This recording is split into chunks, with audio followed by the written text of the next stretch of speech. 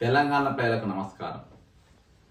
రేవంత్ రెడ్డి గారికి కాంగ్రెస్ పార్టీ అన్న, కాంగ్రెస్ పార్టీనే సిద్ధాంతాలను నమ్ముకున్న కాంగ్రెస్ నాయకులన్న, ఎస్పెషల్లీ యూత్ కాంగ్రెస్ అంటే అన్న మహా చిరాకు, కోపం.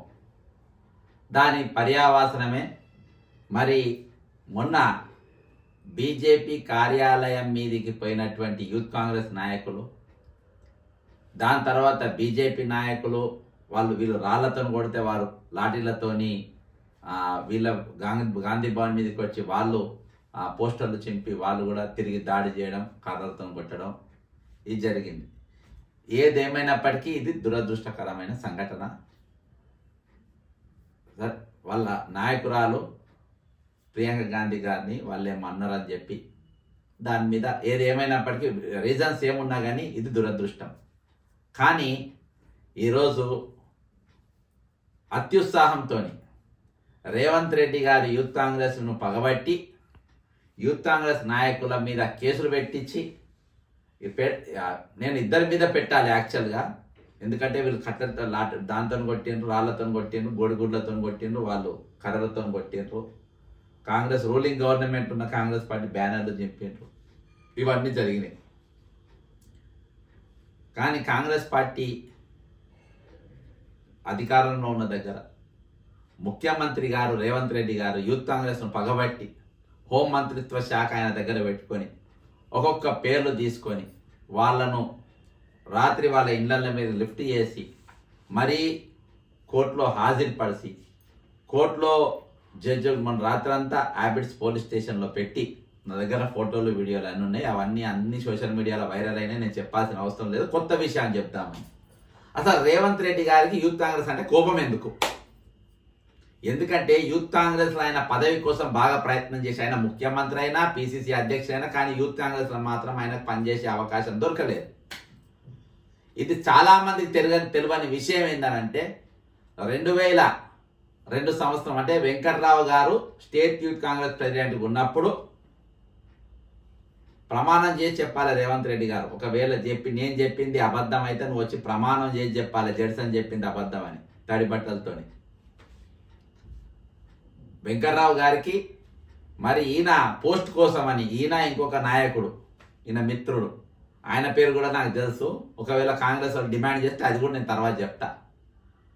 ఇద్దరు కలిసి చెరు 2 లక్షల రూపాయలు వెంకట్రావుకు ఆయనకు youth Congress general secretary post కానీ ఇవ్వడం జరిగింది. కానీ అప్పుడు కాంగ్రెస్ పార్టీ నాయకులు కొంతమంది దీన్ని అడ్డుకోవడం జరిగింది. అడ్డుకోవడానికి గల కారణాలు ఏంటనంటే అది ఒక మహానాయకునికి సంబంధించిన విషయం, ఒకవేళ అది అడిగితే అది కూడా నేను చెప్తా. కాబట్టి నా పేరు ఆపిన తర్వాత నా 2 లక్షల రూపాయలు నాకు ఇయ్యి, లేకుంటే నేను నీ సామాన్ వేసుకపోతా అని చెప్పి బాజాప్తా డీసీఎం తీసుకొని ఇప్పుడు ఏదైతే న్యూ ఎమ్మెల్యే క్వార్టర్స్ ఉండేనో ఆ క్వార్టర్స్ కూడా తీసుకొని పోయాడు. కానీ ఆ డబ్బులు వాపస్ ఇవ్వలేదు, ఈయన సామాన్ తీసుకపోలేదు. యూత్ కాంగ్రెస్ నాకు పోస్ట్ రాలే కదా అని చరిత్రలో ఎప్పుడు కూడా యూత్ కాంగ్రెస్ ప్రెసిడెంట్కు ఎమ్మెల్యే టికెట్ ప్రతిసారి వచ్చింది. మొట్టమొదటిసారి మొన్నసారి రాలేదు 2023లో, 2018లో అనిల్ కుమార్ యాదవ్కి వచ్చింది, 2014లో వంశీచంద్ర రెడ్డికి వచ్చింది, అది వరకు సుధాకర్ బాబుకి వచ్చింది. అట్లా ప్రతి ఒక్కరికి అవకాశం వచ్చింది. కానీ మొట్టమొదటిసారిగా అవకాశం రాకపోవడానికి గల కారణం ఇదే. ఇక నిన్న సంఘటన చూస్తే నేను బీజేపీ కార్యాలయం పైన అటాక్ చేసిందని దాని సమర్థన విషయాలు కాదు. అసలు కాంగ్రెస్ అంటే ఎందుకు అంత కోపం, పగ? మామూలుగా యువజన కాంగ్రెస్ అయినా, బీజేవైఎం అయినా, ఏబీవీపీ అయినా, ఎన్ఎస్యూ అయినా ఉడుకు రక్తం కాబట్టి కొంచెం చాలా స్ట్రాంగ్గా పోతారు. సుధీర్ కుమార్ ఉన్నప్పుడు ఏకంగా అసెంబ్లీ మీదనే దాడి చేసి జైళ్లలో పోయిన చరిత్ర మిస్టర్ రేవంత్ రెడ్డి గారి తెలియదేమో. ఇప్పుడున్న డాక్టర్ రవిబాబు ఉన్నాడు, ఆయన ఒక్కడు కనబడుతుంది నాకు. ఆయన అడగండి ఎంతమంది జైలుకు పోయినారు. బోయినపల్లి కృష్ణమూర్తి ఉన్నాడు, వెంకట్రావు పీరియడ్లోనే ఆయన జైలుకు పోయింది, అడగండి చెప్తారు. కాబట్టి ఇవన్నీ జరిగినాయి. కానీ ఈరోజు అవి ఎప్పుడు జరిగినాయి? టీడీపీ గవర్నమెంట్ రూలింగ్లో ఉన్నప్పుడు జరిగింది. టీడీపీ గవర్నమెంట్ కేసులు పెట్టి జైళ్ళలో పంపుడు జరిగింది. కానీ కాంగ్రెస్ పార్టీ అధికారం ఉంది కదా, మామూలుగా స్టేషన్ బెయిల్ కేసులు పెడతారు, స్టేషన్ బెయిల్ జైలు కేసులు పెట్టి పంపే పరిస్థితి. మొన్న అల్లు అర్జున్ ఇంటి పైన దాడి జరిగింది. ఎక్కడోళ్ళు కొడంగలోళ్ళు అల్లు అర్జున్ మీద దాడి చేసిండ్రు. వాళ్ళకి ఎప్పుడు బెయిల్ దొరికింది? వెంటనే స్టేషన్ బెయిల్ దొరికేటట్టుగా వాళ్ళకి చేసిండ్రు. మరి యూత్ కాంగ్రెస్ వాళ్ళకు స్టేషన్ బెయిల్ దొరకకుండా ఈరోజు కోర్టుకు పంపే పరిస్థితి ఎందుకు చేసిండ్రు అన్నది కారణాలు ఇవి.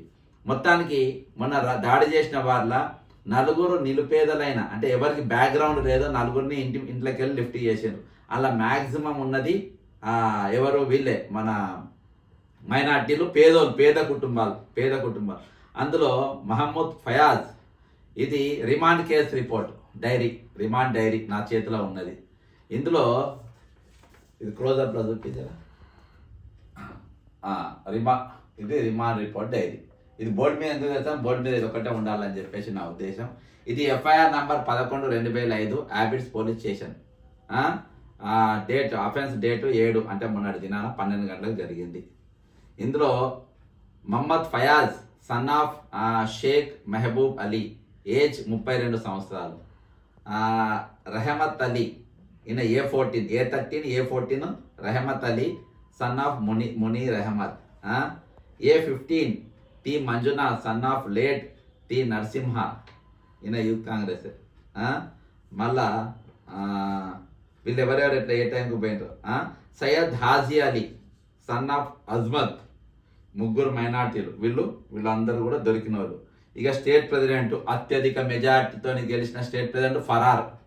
ఫోన్లు స్విచ్ ఆఫ్ చేసుకుని ఫరార్. ఏడ దొరకని కూడా దొరకలేదంట. నేను చెప్పినా కదా, 8,50,000 ఓట్లు చేసుకొని సంబంధం లేని వాళ్ళు ఈరోజు లీడర్లు అయితే ఇట్లా ఫరార్. కార్యకర్తలను జైళ్ళలో పంపినరు, నాయకులేమో ఫరార్ అయిపోయారు. ఇక అబ్స్కాండ్ అయిన వాళ్ళు దాదాపు A1కెళ్ళి A12 వరకు అబ్స్కాండింగ్. A1కెళ్ళి సీరియల్గా 1కెళ్ళి. ఇంత విచిత్రం ఏంటంటే 1కెళ్ళి 12 వరకు అబ్స్కాండింగ్, వీళ్ళు దొరకలేదు.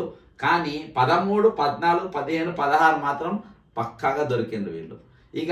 ఇక దీనికి ముందుకు పోతే ఈ నలుగురిని రాత్రి జైలుకు పంపిండ్రు. వీళ్ళందరూ రాత్రి సెన్సర్ జైలు కూడా ఉన్నారు.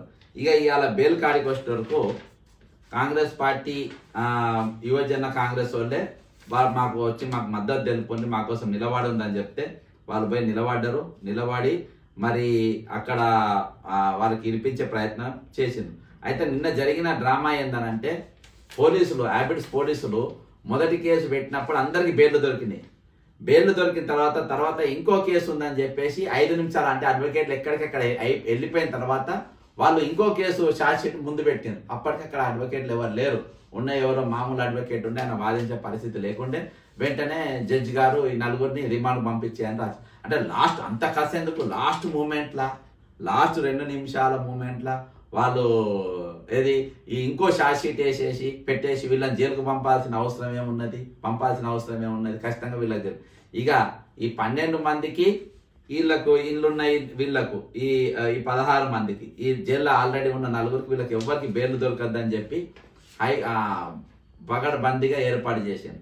కానీ లాయర్లు పోయి ఈ యూత్ కాంగ్రెస్ వాళ్ళ తరపున నిలబడి గట్టిగా వాదించారు.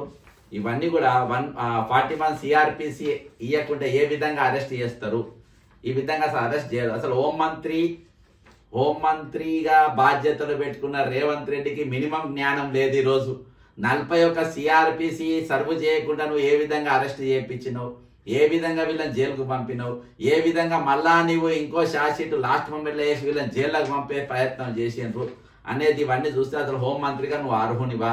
నీ సొంత పార్టీ వాళ్ళనే, నీ సొంత లాయల్గా ఉన్న వాళ్ళనే ఈరోజు కాంగ్రెస్ పార్టీ అంటే నీకు తెలియదు కదా రేవంత్. కాంగ్రెస్ అంటే ఏందో చెప్తా. కాంగ్రెస్ అంటే NSY, యూత్ కాంగ్రెస్, మహిళా కాంగ్రెస్, INTUC, పెద్ద కాంగ్రెస్. ఇది కాంగ్రెస్, దిస్ ఈజ్ కాంగ్రెస్. నీకు తెలియదు, ఇవన్నీ నేర్చుకో, బేసిక్స్ నేర్చుకో. ఎందుకంటే నువ్వు పావులా టీడీపీ, పావులా బీజేపీ, పావులా BRS, పావులా కాంగ్రెస్. ఈ పావుల కాంగ్రెస్ ఐడియాలజీ పనిచేస్తున్నావు కాబట్టి ఈరోజు పావుల కాంగ్రెస్ ప్రభుత్వం తెలంగాణలో ఉన్నదని చెప్పడానికి ఇది ఒక పెద్ద ఉదాహరణ. కాబట్టి ఈరోజు యూత్ కాంగ్రెస్ దెబ్బ ఎట్లా ఉందో చూసింది కదా. యూత్ కాంగ్రెస్ వాళ్ళు వాళ్ళే అడ్వకేట్లను మా లీగల్ టీమ్ వల్ల వాళ్ళే ఫోన్లు చేసుకొని, వాళ్ళే వచ్చి పిలిపించుకొని, వాళ్ళే మాట్లాడుకొని ఈరోజు ముఖ్యమంత్రి పగబట్టి యూత్ కాంగ్రెస్ నాయకులను, యూత్ కాంగ్రెస్ కార్యకర్తలను జైల్లో పెట్టే ప్రయత్నం చేసిండు. కానీ ఈరోజు యూత్ కాంగ్రెస్ నాయకులు వాళ్ళ ప్రెసిడెంట్ పారిపోయినా వాళ్ళ ప్రెసిడెంట్ దాక్కున్నా ఈరోజు వీళ్ళు వీరోచితంగా కొట్లాడి ఈరోజు ముఖ్యమంత్రిని వాళ్ళ దెబ్బకు అబ్బా అనిపించిండ్రు రేవంత్ రెడ్డి గారిని. ఈ యూత్ కాంగ్రెస్ దెబ్బకు అబ్బా అనిపించిండ్రు. ఆ రోజు యూత్ కాంగ్రెస్ కార్యదర్శి కాలేదు, యూత్ కాంగ్రెస్ మెంబర్ కూడా కాలేకపోయినా అని అక్కసు పెట్టుకున్న రేవంత్ రెడ్డికి ఈ రోజు యూత్ కాంగ్రెస్ దెబ్బ ఎట్లుంటుందో ఈరోజు రుచి చూపించింది. కాబట్టి ఈరోజు మీరు కళ్ళు తెరవాల్సిన అవసరం ఉన్నది. మహేష్ కుమార్ గౌడ్ అంటారంట, నా కాంగ్రెస్ పార్టీ నాయకులు అందరు ఫోన్లు చేస్తారు, అందరు నాకు టచ్లు ఉన్నారు. మహేష్ గౌడ్ గారు, నీవు యూత్ కాంగ్రెస్కి వెళ్ళి వచ్చినావు, నీవు ఎన్ఎస్యుఐ ప్రెసిడెంట్గా ఉన్నావు, నువ్వు ఎవరిని అడిగి ఒకరు ఫోన్ చేసిందంట, ఇట్లా పిల్లలంతా జైల్లో ఉన్నారు, ఏంది పరిస్థితి అని అంటే ఎవరిని అడిగి ప్రోగ్రామ్ చేసిందంట. యూత్ కాంగ్రెస్ వాళ్ళు ఎవరిని అడిగి ప్రోగ్రామ్ చేస్తారు? వాళ్ళ స్టేట్ ప్రెసిడెంట్ అడగాలి, మీరు ఎవరిని అడిగి చేస్తారా ఈరోజు? కాబట్టి ఈరోజు మంచిగా పోస్టులు తీసుకున్నారు. నువ్వు 3-4 సార్లు ఎమ్మెల్యే నిలబడి ఓడిపోయినా నువ్వు జీవితంలో గెలవని చెప్పి నువ్వు ఎమ్మెల్సీ ఇచ్చిండ్రు, నీకు పోస్ట్ ఇచ్చిండ్రు. కానీ ఆ పార్టీని కాపాడే ప్రయత్నం నువ్వు చేయాలి. ముఖ్యమంత్రి చేసిన ముమ్మాడికి తప్పని ఎదిరించే దమ్ము ధైర్యం ఉండాలి. ఆ దమ్ము ధైర్యం నాకుంది. నేను అలా బయటకు వచ్చినా, నేను యూత్ కాంగ్రెస్ వాళ్ళ తరపున, ఎందుకంటే ఒక 4 అందులోకెళ్ళి ఉంది, నేను పనిచేసి బయటకు వచ్చినా కాబట్టి ఈరోజు ఎవడో ఒకరు మాట్లాడే కాబట్టి నేను ఇవాళ యూత్ కాంగ్రెస్ తరపున మాట్లాడడానికి కాంగ్రెస్ పార్టీ నాయకులు ఎవడు దిక్కులేడు. మళ్ళా మేమే దిక్కైనాం, మేమే మాట్లాడుతున్నాం. ఈరోజు యూత్ కాంగ్రెస్ నాయకులు అంటే అట్నే ఉంటారు, ఎన్ఎస్యుఐ నాయకులు అంటే అట్నే ఉంటారు. ఈరోజు వాళ్ళ ఉరుకు రక్తాన్ని సరి అయిన పద్ధతిలో మాట్లాడే తెలివి మహేష్ కుమార్ గౌడ్కు, రేవంత్ రెడ్డికి మీకు జ్ఞానం ఉండాలి. ఆ జ్ఞానం లేనోళ్ళు మీరు అజ్ఞానులు. కాబట్టి ఈరోజు ఒకరు కాదు, ఈరోజు యూత్ కాంగ్రెస్ దెబ్బకు రేవంత్ రెడ్డి అబ్బా అనిపించిండ్రు యూత్ కాంగ్రెస్ వాళ్ళు. యూత్ కాంగ్రెస్ దెబ్బకు మహేష్ కుమార్ గౌడ్ కూడా అబ్బా అనిపించిండ్రు యూత్ కాంగ్రెస్ వాళ్ళు. కాబట్టి ఎనీహౌ యూత్ కాంగ్రెస్ వాళ్ళు బయటకు వచ్చిండ్రు, రేవంత్ రెడ్డి మీద కొట్లాడి రేవంత్ రెడ్డి కుట్రను భగ్నం చేసిండ్రు. జై తెలంగాణ, అమరవీరులకు జోహార్లు.